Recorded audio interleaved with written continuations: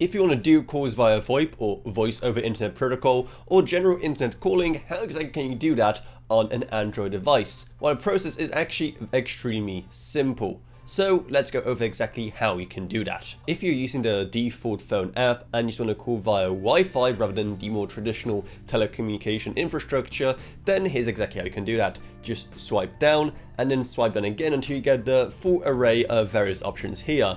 If you don't see Wi-Fi calling on the first page, you want to swipe across until you see it, and there we go. As you can see, Wi-Fi calling is there in the middle already enabled. If it isn't, you can just simply tap on it and it is going to enable it. What's more, you can also hold on it to access some additional options, including calling preferences. So if I go into there, as you can see, you can set whether to use Wi-Fi or your mobile network depending on your preference there. There's also plenty of third-party apps that now allow you to call via the internet completely for free. So those include things like WhatsApp, Facebook Messenger, Discord, and while I would want to shout out Skype here as well, we all know that Microsoft have shut that down. So your best bet then in the Microsoft ecosystem is now something like Microsoft Teams instead. Then there's also SIP or Session Initiation Protocol, a subset of VoIP that unfortunately was disabled in Android a while back. So while you can't use it natively anymore,